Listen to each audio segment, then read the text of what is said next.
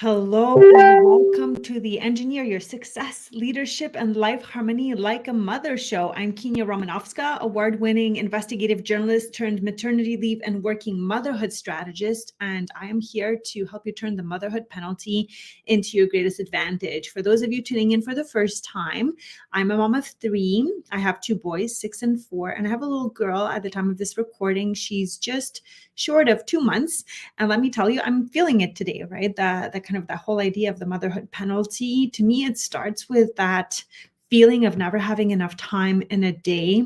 It can feel so overwhelming to have this new job as a mother or this new reality as a working mom. And even if you have older kids, one thing that we know about moms is, and when we have a career and juggling career and family and all the other balls, it really can feel like we never have enough time in a day to complete our checklist. And this period is really a test for me, testing all the tools that I've designed for you that I use with my clients when it comes to mindset about being a working mom and about recognizing the seasons and about having a positive mindset about time and telling myself that I chose to create this life. I chose to create this family. I choose to have a career as well. I'm very well aware of the challenges that moms face when they're juggling career and family and the limitations of the society that we live in and the systems that yet don't really work to support us, right? And I could remind myself of how difficult it is every day, or I can keep on focusing my mind and my thoughts and my inner dialogue on all the blessings that I have in my life, right? So if you have a tiny little baby that you are nursing today, if you're juggling career and family as an entrepreneur, it's not the same maternity leave, right, that others take. I have a business that I'm running as well. So it's quite the calibration for me to put the support systems in mind. It's easy to dip into overwhelm. And what I want to talk about today is time again, right? So this is a theme I've been exploring with you in January when I was able to pop on since I've given birth to my daughter. But I wanted to ask you, what if you had 5 extra hours in a week? What if you had 5 extra hours in a week?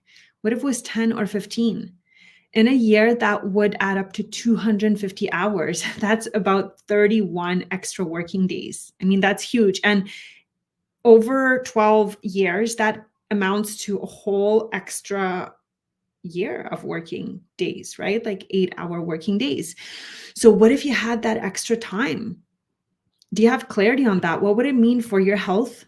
Because many moms, we realize that, oh, shoot, it's really hard to put that time to take care of our health on our calendars. What if you put that time towards your parenting, your relationships, and even maybe your career in some seasons? What if you put 5 extra hours of time in what really matters to you? Do you even have clarity on that? Because one of the main things I see about overwhelming working moms is lots of complaining, lots of stressing, lots of there's never enough time in a day. But unless people really do the work to map out what does a day that has harmony, integration, and enough time for everything look like, most people don't have the answer, right?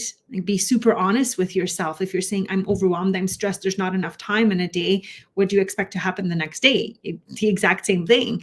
So if you don't have clarity on what you would use that extra time and actually how it would benefit your life, then you're probably not going to have the incentive to ask for help or hire help. And that's one of the biggest, when I'm talking about, is this keeping you stuck in overwhelm? I mean, is asking for help or hiring help. That's another thing, a time audit of where your time is going during the week and where you would actually like to be spending that time. When you look at commuting, chores, arguing with your partner about the chores, how would you like your week to look like? And are there actually enough hours in a day? And are you organizing your time in a way that you feel that you have enough time, right? So when we start digging into that, we notice that many women are afraid to ask for help or to hire a cleaner. So I'm going to use that example, right? If you had 5 extra hours in a week where you're not cleaning, but you're putting it towards your health, your parenting, your family, what would your life look like in a year? What would become possible for your happiness, your life satisfaction, getting that promotion, organizing your finances, right?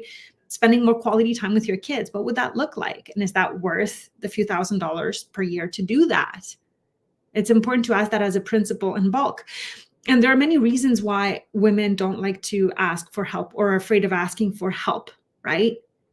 There are many reasons, and I'm going to talk about a few of those. I'm also going to send them in an email recap, but I'm going to talk about a few of those, and then the mindset shifts that can help you think about whether it's time for you to ask for more help. Again, I'm going to use the example of a cleaner because in the beginning, especially going back to work after having a child, if you're running a time deficit, that's one of the first support systems I really encourage you to look at. And if you feel like it's not accessible in a dual career couple, then it's time to look at your finances and just look at your priorities, right? And where is your money going? And I always like to ask the question, would you rather spend $5,000 on a vacation or on a cleaner? And most people would say like both. Of course, I would like you to work towards having both. But if you redesigned your budget in such a way where you stopped spending money on things that don't really matter to you and buying back time for things that really matter, what would your life look like? What would be possible? So let's talk about societal expectations, right? There's this ideal of the super mom who can balance work, parenting, and household responsibilities while doing the yoga pose effortlessly. Like this can create pressure for moms to live up to these unrealistic standards and feel hesitant about asking for help. So what is the opposite of that? What if you trust that you get to decide your expectations of yourself and your family? You get to design that vision. It's up to you to create it, to sit down and to map it out. I have that mapped out in my life playbook that's right next to me. And I describe what I want in the different areas of my life. There's more clarity to that, right? So what if you base your success on your design of your future instead of caving to what everybody else thinks you need to do? So that's mindset shift number one. What's the opposite of societal expectations? But trusting your vision of success and thinking, yes, like, even though maybe I didn't see that happening in my family, asking for help, maybe I didn't see my mom asking for help. She lived in a different reality and she was creating different outcomes. I live in this time of life, and in the dual career era, we need help at home and we can redirect our resources in our budget. And I feel good about that. And I don't need anybody's approval to do it. Right. So, if you're measuring yourself against the societal expectations that you should do it all, where are you going to be in a year or even 3 months if you keep on believing that? Number two, fear of judgment. Working moms might fear judgment from others if they admit they need help. There can be perceptions that asking for assistance is a sign of weakness or inability to handle all aspects of life, leading to concerns about being judged by peers, family, or colleagues. So what would be the opposite of that? To me, it's the courage to proudly know you are using the extra time for what really matters. Maybe it's to strengthen your body and be healthier and be more energetic so you can be more present for your kids, for your spouse, and even for your career, right? Ultimately for yourself. Maybe it's to spend more quality time as a parent, right? Because yes, that time with our kids and shaping what they will believe and who they will become is limited. And so maybe you want to spend that time with them instead of, getting your house squeaky clean. Again, I'm using the example of a cleaner. There are many ways to address this. There are ways to turn cleaning into fun activities with your kids. Some people really love cleaning as their de-stressor. We're looking about how you're spending your time. And if you feel like you need to free up some time in a day because there's not enough of it. Right? So what if you have the courage to know that you are using that extra time you're buying back to build memories with your kids? Another reason why moms have a hard time asking for help is guilt and self-expectations, setting high standards for yourself, right? If you can't meet those expectations, like I should be able to handle it all, it kind of ties into that first reason we gave. So it's hard to accept that maybe in the season of your life with this really demanding job and learning how to be a present parent for your child, you feel guilty. But that expectation of perfection of yourself, well, perfect is never. And that's often why we start, because while we fail to start, or we procrastinate because, if it's not done perfectly, then it's not worth doing at all, right? So for me, the opposite of that is this mantra that I've learned from one of my business mentors is embrace imperfect action. And I literally see miracles happening for people when they decide to take one step forward instead of not starting at all. So if you have that peace from the clarity that you know what you are building for your family and know that there are seasons in life, right? That kind of balances out over time. I've designed different seasons in my life where I push more in career and where I take a step back, and it doesn't necessarily align with the corporate quarters of productivity. So ditch the guilt, embrace imperfect action, and start asking for help, knowing that it's helping you create the life that you are meant to achieve. And for me, that's what my 25-year vision helps me achieve. And now that my two older boys are older, I'm getting them much more involved in chores in a fun way, in a way that makes them feel like a blessing. And I've tried to do that when they were younger as well, of course, but right now it's a little bit easier now that they can communicate and they're really much more independent, right? There's also prioritizing others. Mothers in general often prioritize the needs of their children and family over their own. The selflessness can make it challenging for them to prioritize their own well-being and ask for help when needed. So what are you teaching your kids? That's a big mindset shift. What are you teaching your kids if you put yourself last, right? Like if you're putting yourself last on the list, if you're taking care of everybody's needs first, but yours don't get met, then what are you teaching them? I mean, especially your daughters, right? If you're a mom, what are you teaching your daughter if you put yourself last and you find it difficult to ask for help? Finally, I mean, there is the reality of lack of support structures. If a mom doesn't have a strong support system in place, you may feel isolated or believe there's no one to turn to for help. So I will say this: whenever we come across this circumstance with somebody in our community where family lives far away or like the overwhelm is really high, what if you believed and asked to receive and asked to figure out creative solutions and trusted that support will show up for you in unexpected ways? There's one of my clients, she's got 4 kids. She doesn't live in a place where she has family, and she moved to a new place recently, and she relies a lot on church for support. And it's funny, I mean, I'm a person who attends church. She possibly has a all different type of denomination community where people are really, really helping each other out. And so she has a lot of older women who have more time on their hands and who'd like to take care of her kids, right? So that's a creative way where you can ask to receive help and it can come your way. So I'm wondering, if you're listening to this podcast, to this recording, to this live show, is it the lack of asking for help that is keeping you in overwhelm? And what would happen if you got help 5 hours per week and you took that time back on what really matters? I know, I will say this, I have a 2-month-old and a 6-year-old and a 4-year-old, and I've been hiring help in my home for a long time.